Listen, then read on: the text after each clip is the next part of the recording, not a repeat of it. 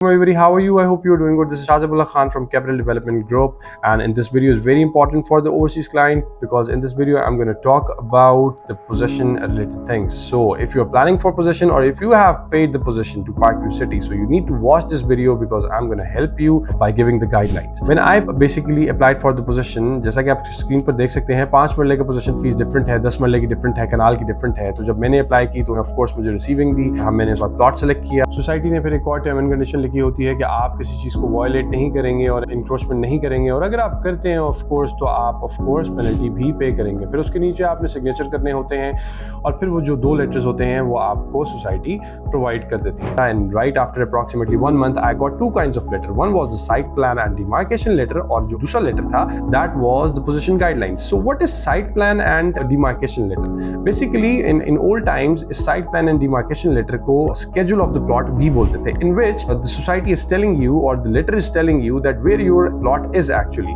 what is in the surroundings of your plot. Like अगर आपका plot number 2 है तो आप राइट साइड पे प्लॉट नंबर 3 है, लेफ्ट साइड पर जो नेबर्स हैं आपके वो प्लॉट नंबर 1 में है, और आपका प्लॉट मेन बुलेवार्ड पर है, पार्क फेसिंग है, कॉर्नर का है। So this kind of things have been mentioned, और आपका प्लॉट कितने स्क्वायर फीट का है, इस तरह की चीजें साइट प्लान एंड डिमार्केशन पर मेंशन होती हैं। प्लस वो एक थोड़ी सी एक आपको पिक्चर भी प्लॉट की बताते हैं, जिसमें फॉर एग्जांपल अगर आपका प्लॉट नंबर जैसा कि मैंने आपके 2 है तो वो हाईलाइट करके बताएंगे कि आपका प्लॉट नंबर 2 बन रहा है। उसके बाद society is also telling you और informing you about their laws basically.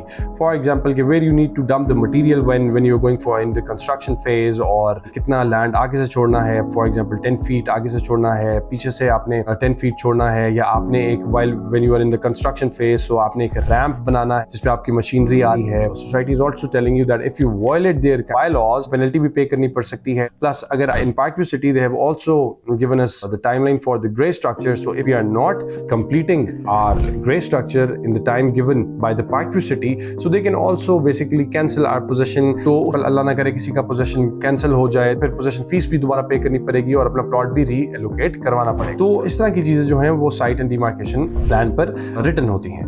And now the most important point is the second letter, because that is the main thing कि आपको possession की क्या guidelines दी जाती हैं। because once you have paid the possession price, तो उसके बाद when you are going into the construction phase, so what are the steps you need to follow? Now coming to the second part, which is the most important part, that letter is providing us possession for the guidelines, plus it is providing with the completion time. In my case, my home is 1 canal, so they provide with 8 months। किसी का 10 मरले है या 5 मरले है तो उसको 6 महीने और 4 महीने की डेडलाइन पार्कव्यू देगा जिसमें उसने ग्रे स्ट्रक्चर कंप्लीट करना है। After looking into that of course you'll run towards the design department, जो उनका पार्कव्यू का डिजाइन विंग है, पार्कव्यू की साइट पे ही मौजूद होता है। so you met with the architect, वो आर्किटेक्ट आपको कुछ बाय लॉ समझाएगा ऑफ कोर्स, फिर आप उसको बताएंगे कि आपको इस तरह घर चाहिए। But in my case I was having my own architect, so my architect and the principal architect और the architect which was sitting in the Parkview, they met each other. Parkview के आर्किटेक्ट ने मेरे architect को of course चीजें बताई, समझाई, और उसके बाद फिर हमने डिजाइन करना वो शुरू किया। उसके बाद डिजाइन करते करते course we need to do and we need to go for the soil testing. So Parkview ने कुछ 5 कंपनीज या 6 कंपनीज अपने पैनल पर रखी हुई हैं, तो आप उसमें से ही सिलेक्ट करके अपनी सॉइल टेस्टिंग करवा सकते हैं। आप ये नहीं कर सकते कि आप अपने बाहर से कंपनी ला के सॉइल टेस्टिंग करा सकते हैं। तो एक तरह से पार्कव्यू ने आप लोगों के लिए इजी भी कर लिया कि आपको सॉइल टेस्टिंग की कंपनीज प्रोवाइड कर दी, बिकॉज वो जो 5 या 6 कंपनीज हैं वो पार्कव्यू के पैनल पर है। उसके बाद जब आप सॉइल टेस्टिंग करवा लेते हैं, that report will approximately take 3 to 4 working days और मे बी 1 वीक। जब आपके पास सॉइल टेस्टिंग रिपोर्ट आ जाती है, आपका जो भी है आर्किटेक्ट जो बेसिक आर्किटेक्चरल डिजाइन होता है वो बनाता है। उसके बाद you go for the modification again to the design wing, or your architect connects with the Parkview architects so that they can proceed ahead with the architectural drawings, because architectural drawings में बहुत सी चीजें होती हैं, floor plans होते हैं, exterior होता है, brainstorming होती है between the client or between a project manager who is managing the home basically. But once your design is finished, approved by the Parkview, उसके बाद go to the engineer for the structural drawings। जब आप structural engineer के पास जाते हैं, अब यहाँ पर structural vendors भी मौजूद हैं पार्कव्यू में। पार्कव्यू ने अपने पैनल पर कुछ स्ट्रक्चरल इंजीनियर्स रखे हुए हैं जिसको पार्कव्यू ट्रस्ट करता है,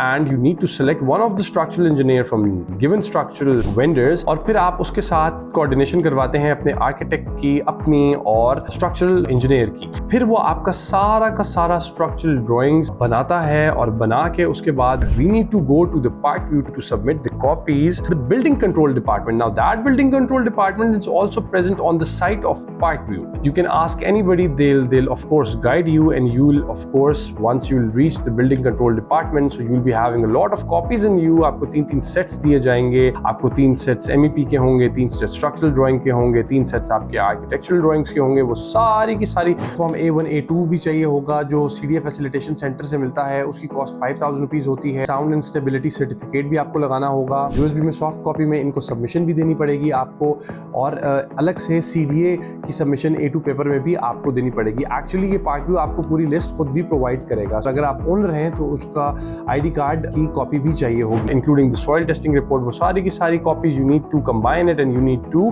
give it to the Parkview. Now you need to wait for the NOC। Parkview will provide you the NOC with approximately 1.5 weeks में वो आपको, और मे बी 3-4 डेज में आपको वो NOC मिल जाएगा। Now what does that NOC looks like, that is on the screen. One more thing, जब आपको NOC मिल जाएगा उसके साथ आपको electric meter installation and billing application एक मिलेगी, वो आपको लेके जाने पड़ेगी। अपने अपडेटेड स्टेटमेंट के साथ आपको पार्कव्यू से ही आपको अपडेटेड फाइनेंशियल स्टेटमेंट निकलेगी आपकी, वो आप काउंटर पे जाके रिक्वेस्ट कीजिएगा, वो आपको आपका लेजर दे देंगे जो डिफाइन करता है कि सारे प्लॉट पे पेमेंट हो चुकी है। इसके साथ आप अपनी अपडेटेड स्टेटमेंट लगा के उसको जमा करवाएंगे पोजीशन डिपार्टमेंट में। पोजीशन डिपार्टमेंट जो है वो पार्कव्यू सिटी के साइट पर ही है, तो आप पोजीशन डिपार्टमेंट में जमा करवाएंगे। Now you are ready for the execution of construction. तो ये सारे प्रोसेसेस आप लोगों को फॉलो करने पड़ेंगे। We provide every kind of services, whether it's project management और whether it's related to architectural services, MEP services और स्ट्रक्चरल सर्विसेज। तो I hope this video finds you very informative. I hope the people living outside,